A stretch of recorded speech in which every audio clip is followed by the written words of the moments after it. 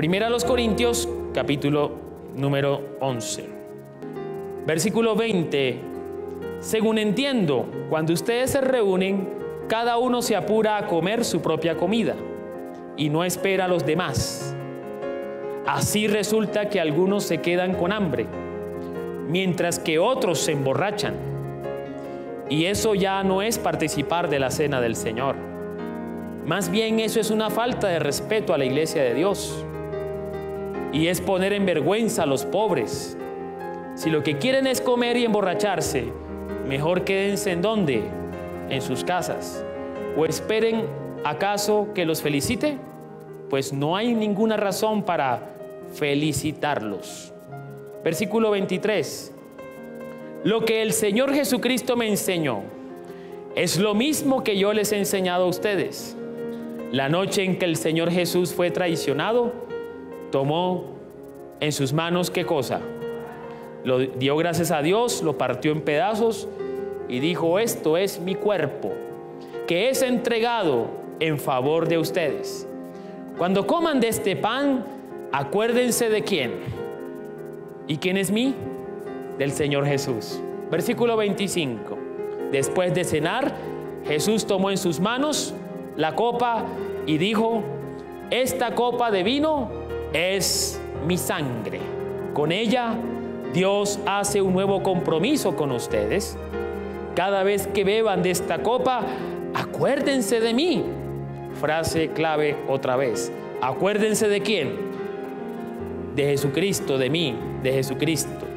Así que cada vez que ustedes comen de este pan o beban de esta copa, anuncian la muerte del Señor Jesús hasta el día que vuelva. Versículo 27. Por eso, si una persona come del pan de la copa del Señor Jesucristo sin darle la debida importancia, peca en contra del cuerpo y de la sangre de Jesucristo.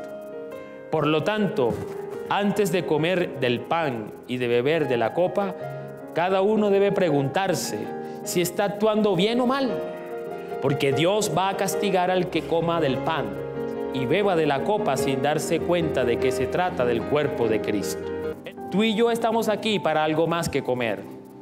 Tú y yo estamos aquí en este mundo para algo más que trabajar. Tú y yo estamos aquí en este mundo para algo que es mucho más trascendente que vestir. Tú y yo estamos aquí en este mundo para tener plena comunión con Dios. Quien tiene una comunión con Dios encuentra la realización de su vida, porque el Señor fue el que permitió que viniéramos a este mundo. Pero resulta que mucha gente camina sin tener conexión con Dios. ¿Sabe que el Señor ha provisto una red de Wi-Fi para tener comunión con Él? Que es mucho más poderosa que los datos que usted tiene en el celular. Porque los datos que usted tiene en el celular, cuando comienza a consumirlos un día, se acaba. ¿Y qué hay que volver a hacer? Volver a cargar. El Señor ha provisto un Wi-Fi para tener conectividad con Él, que se llama Jesucristo. ¿Cuál es el nombre de la clave de Wi-Fi del cielo? El nombre se llama Jesucristo. La Biblia dice, por ejemplo, en la carta a Timoteo, capítulo 2, versículo 5, solo hay un Dios y solo hay uno que puede ponernos en paz con Dios. Ese se llama Jesucristo. Y Jesús también dijo: yo soy el camino, yo soy la verdad y yo soy la vida. Y si alguno viene al Padre, lo hace a través de mí. Quien tiene comunión y quien se conecta con Dios a través de Jesucristo tiene el poder de vivir en comunión con los demás. La primera comunión y la primera conexión que uno debe procurar en la vida es tener conexión con el Padre. Todo aquel que está conectado con Dios a través de Jesucristo, a través de la Wi-Fi de Jesucristo, podemos ser parte de una red social del cielo. ¿Cuántos de ustedes tienen Facebook en el internet? Facebook. Levante la mano. ¿Ah? O manejan el grupo de WhatsApp en el celular. Bien. O manejan el Twitter, también de las redes sociales. Cuando usted hace parte, cuando usted se conecta a través de una red, usted puede usar esas redes sociales. Asimismo, hay una red social del cielo que el Señor le ha dado nombre propio. Se llama la iglesia. Se llama la familia de Dios. Cuando todos nos conectamos con Dios a través de Jesucristo, el Señor nos incorpora, nos hace parte de su red, de su familia, que la Biblia llama iglesia, o cuerpo de ¿quién? Cuerpo de Cristo.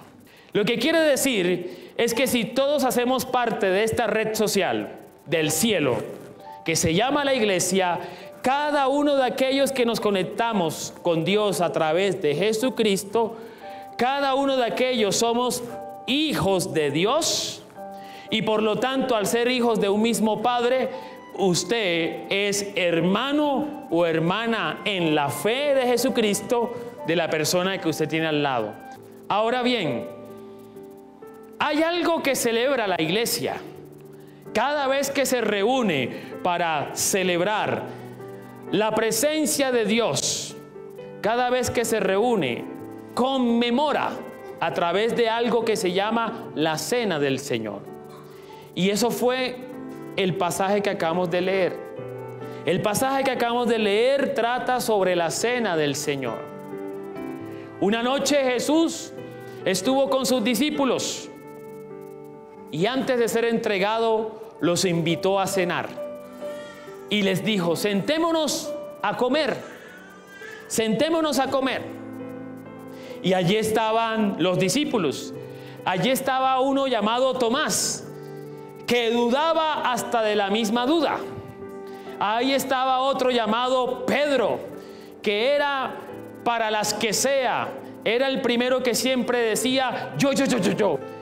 Había otro que le gustaba jugar con las monedas. ¿Cómo se llamaba? Judas, ¿cierto? Era alguien que siempre estaba pensando: ¿y yo cómo voy ahí? Señor, si yo te sigo, ¿yo qué saco? Había uno llamado Juan que le hablaba al oído al Señor y le decía: Señor, cuando tú estés en tu reino, pero que los demás no se enteren, bueno, por favor, dame un puesto de eminencia. Y tenía otro hermanito que se llamaba Jacobo. Jesús tenía toda clase de discípulos, de manera que Jesús en esa última noche, él sabía que lo iban a entregar. Él sabía lo que había en el corazón de Judas. Él sabía que Pedro iba a temblar de miedo y lo iba a negar. Él sabía que Tomás iba a dudar de su resurrección. Él sabía que Juan y Jacobo iban a estar tristes por su ausencia. Y a pesar de todo eso les dijo: los invito a que juntos participemos de este gran banquete. Y ese fue el momento en el cual Jesús partió el pan y les permitió a que sus discípulos tomaran de ese pan, comieran, y también compartió la copa, el vino. Y eso quedó en la memoria de los apóstoles. Y eso se convirtió en una enseñanza que Jesús les dejó. Y por los años y por los siglos de los siglos hasta el día de hoy, todos aquellos que estamos conectados con Dios a través de la Wi-Fi de Jesucristo, ¿qué hacemos cuando nos reunimos? ¿Participamos de qué? De la cena del Señor. Si en este momento alguien lo invita a una fiesta y le dice: oye, ¿por qué no vienes a mi fiesta? Va a haber comida. ¿Usted qué dice? Va a haber comida. Sí. Y debemos ser honestos. ¿Usted piensa en el anfitrión o piensa más en la comida? ¿Cuántos piensan más en la comida? Es más, uno hasta a veces pregunta: ¿y qué van a dar? Uno no piensa en el anfitrión, uno piensa en lo que va a comer. En la época de Jesús, cuando alguien invitaba a cenar a otra persona, era un pacto de amistad. Era un pacto de amistad, de comunión. No a cualquiera se invitaba a comer a la casa. Y hasta el día de hoy, en la cultura del Oriente cercano, allá en la Palestina, en toda esa zona de conflicto, hasta el día de hoy entre los árabes y los judíos, cuando se invita a alguien a la casa a cenar o a comer, es porque esa persona ha decidido aceptarlo con todos los defectos, con todas las virtudes, aceptarlo como una persona en quien, a pesar de todo, decido confiar. Pero en nuestra cultura occidental, consumidora y capitalista, uno no piensa en eso, uno solo piensa en el estómago, ¿no? ¿Qué van a dar? Uno no tiene en cuenta el significado espiritual cuando alguien te dice, mira, te invito a comer a mi casa. Ahora bien, en los tiempos del apóstol Pablo, no había pasado ni un solo siglo cuando ya se había tergiversado la cena del Señor. Porque la primera parte que leímos sobre los abusos que se cometían.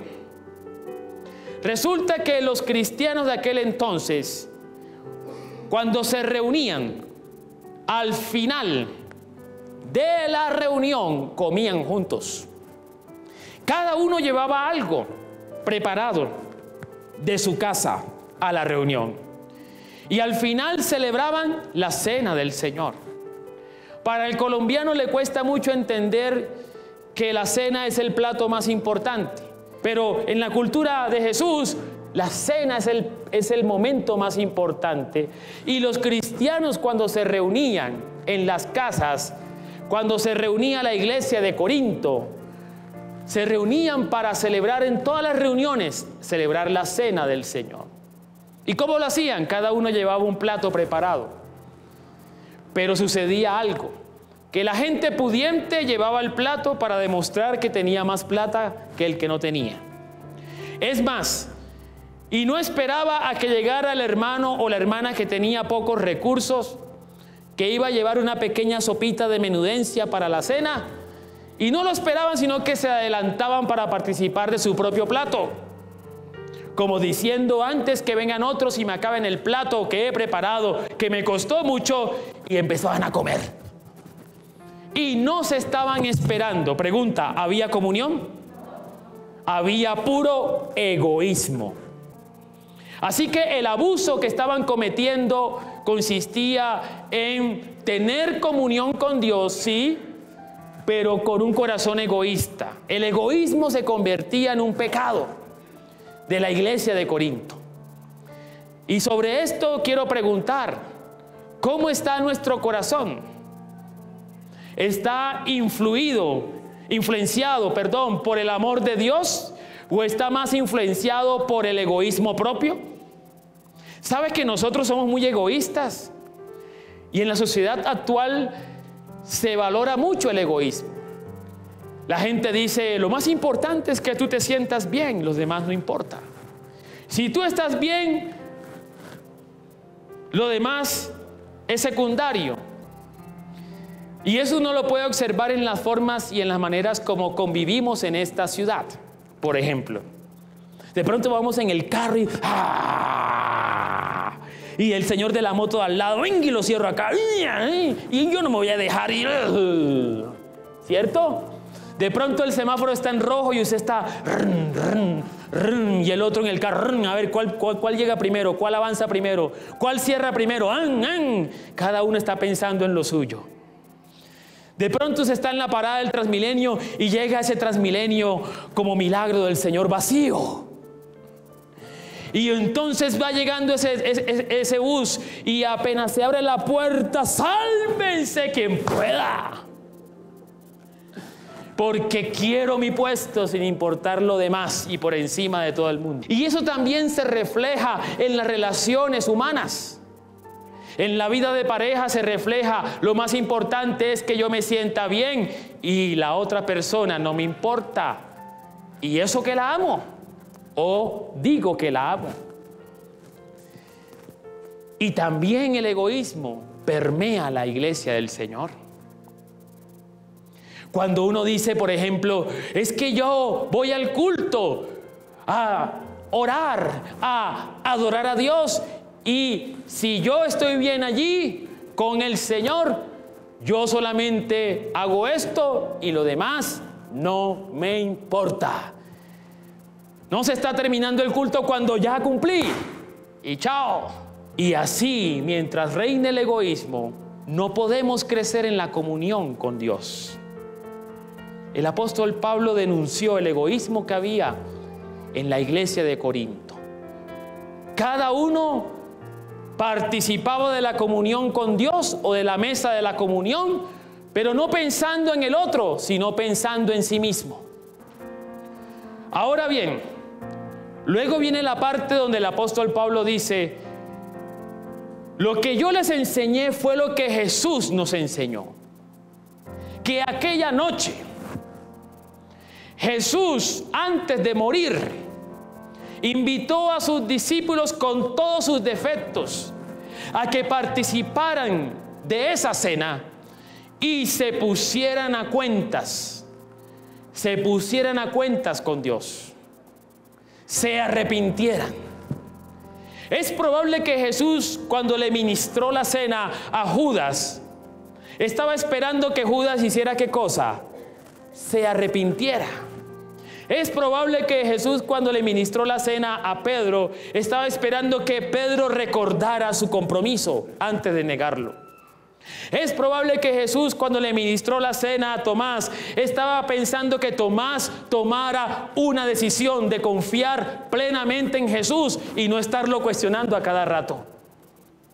Jesús entregó un voto de confianza y les dijo: participen de esta mesa a sus discípulos y tengamos compañerismo, tengamos comunión. Por eso el apóstol Pablo les dice a la iglesia de Corinto: lo que yo les enseñé fue lo que Jesús me enseñó, que cada vez que nos reunamos podamos partir el pan, podamos beber de la copa juntos, un momento en el cual cada uno se despoje de su egoísmo por un momento y comience a participar del amor de Dios que es para todos. Y cada vez que lo hagan, dice allí, háganlo recordando lo que Jesús enseñó inicialmente. Lo que el apóstol Pablo está diciendo es que la cena del Señor se instituyó para recordar la invitación del anfitrión. ¿Cómo se llama el anfitrión de la cena? Jesucristo. Lo que Jesús nos está diciendo, o lo que el apóstol Pablo nos dice, es que al participar, más que un acto ceremonioso, más que un rito, al participar recordemos el espíritu que está detrás de esto. Pensar en el anfitrión más que en la comida. Pensar en el anfitrión más que en mi estómago. En cómo voy ahí y yo qué puedo sacar. Y si yo doy esto, ¿qué recibo a cambio? Esa es la lógica del egoísmo. Pero quien ama al Señor es alguien que puede despojarse de sí mismo. El principio que hay detrás de todo esto tiene que ver con el poder desarrollar una comunión con Dios, pero no de cualquier manera, sino con un corazón, como dice la Escritura, contrito y humillado. Porque leemos en la tercera parte, leemos entonces el consejo del apóstol Pablo de cómo debemos participar. Ya el apóstol Pablo les dijo: ustedes lo están haciendo mal, porque están actuando con egoísmo. Luego les dijo: la doctrina correcta es esta. Lo que yo les enseñé fue lo que Jesús nos dejó como herencia. Cada vez que celebremos, acordémonos del Espíritu, acordémonos del anfitrión, hagamos memoria de aquel que se entregó por nosotros. Y luego les dice: por eso, cuando participemos del pan y de la copa, hagámoslo con entendimiento. Antes de comer del pan y antes de beber la copa, cada uno pregúntese si está actuando bien o está actuando mal.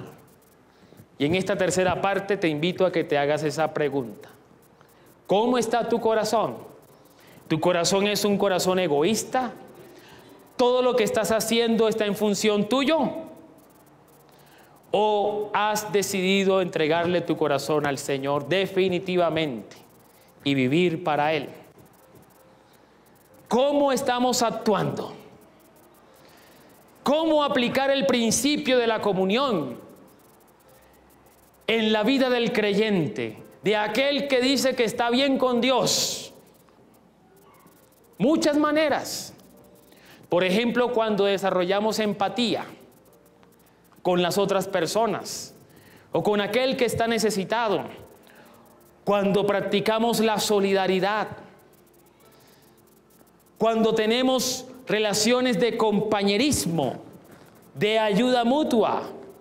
Son espacios y son ejemplos en los cuales ese principio de la comunión con Dios se pone en práctica. En estos días me asombró algo. Iba por el centro de la ciudad de Bogotá caminando y me llamó la atención porque vi al pie de una cafetería un perrito, así como sentado, ¿cierto? Y al frente una señora, bien puesta, bien vestida, se veía que tenía recursos, como con pan en la mano y dándosela al perrito, un perrito callejero. Y cuando vi esa escena dije, ¡ay, tan tierna! Pero cuando vi eso y levanté la mirada, no menos de 50 centímetros del perro, había un habitante de la calle, con la boca abierta y con la saliva a un lado como que tenía sed, y con la mano así, sucia, y la mano así. Entonces pensé lo siguiente: ¿cómo esta mujer le puede dar comida a un perrito de la calle y no le puede dar comida a un habitante de la calle que tiene la imagen divina del Señor? Y después avancé unos metros y después de mirar la paja de esa prójima, comencé a mirar la viga de mi corazón, porque me dije después, ¿y cómo yo, siendo pastor, que predico el amor de Dios, no fui capaz de detenerme en el camino o devolverme en el camino y comprar algo de desayuno en esa panadería y hacer lo mismo que hizo esta señora, pero con alguien que tiene la imagen de Dios? ¿Cómo fue posible que no lo hice solamente por andar pensando de que voy tarde a una reunión? Y el Espíritu Santo me contristó, porque sentí que había pecado. Lo que quiero decir es que uno es egoísta por naturaleza. Y mientras usted no reconozca esto, usted seguirá enceguecido por su egoísmo. Porque para uno liberarse del egoísmo hay que reconocer, hombre, sí, yo soy egoísta. Pero el Señor quiere que hagamos un alto en el camino, que dejemos de vivir para sí y podamos vivir para la voluntad de Dios. ¿Sabe cuál es la voluntad de Dios? ¿Sabe en qué está pensando Dios en este momento? Está pensando en los perdidos de este mundo. ¿Sabe qué está sintiendo Dios en este momento? Dolor y tristeza por la injusticia de la sociedad de este presente, de este siglo. ¿Cómo es posible que en una ciudad como esta existan personas y familias que no pueden comer 3 veces al día, mientras hay personas que tienen cómo comer hasta 20,000 veces al día? El egoísmo humano es lo que gobierna este mundo. Cada quien piensa en lo suyo. Y aquellos que piensan en los demás, se les ve como débiles. Entonces, mis hermanos, el llamado que está haciendo el apóstol Pablo a través de la palabra es: cuando participen de la cena, les dijo, primero, examine su corazón. Porque si no hay un cambio de actitud, no vamos a crecer en la comunión con Dios. Y luego les dice, y si usted cambió de actitud, espérense los unos a los otros. ¿Qué significa eso? Que hay momentos en los cuales uno tiene que hacer un alto en el camino, dejar de estar pensando en su propio estómago y pensar por un momento: yo quiero solidarizarme con el otro, lo quiero esperar, para que juntos participemos de la comunión con Dios. Hagamos un acto de constricción del corazón y pensemos por un momento que no vale la pena seguir viviendo de esa manera egoísta. Es necesario permitir que el amor de Dios crezca en nuestros corazones. Y esa es la invitación que el Señor nos hace, aprovechando la ocasión. Cada uno examínese a sí mismo con qué corazón se sienta a participar de la mesa. Lo que quiero decir es que ser iglesia y participar de la comunidad del cielo es mucho más que sentarse en una silla y escuchar una bonita predicación o unas bonitas canciones, mucho más. Es cuestión de vida, es cuestión de hacer, es cuestión de cambiar de actitudes, es cuestión de toma de decisiones. O vivimos por el egoísmo o vivimos por el amor de Dios para poder crecer en la comunión como iglesia. El cambio no comienza con la otra persona. El cambio comienza con cada uno, con el examen que cada uno haga de sí. Este es el poder de la comunión en la vida del creyente.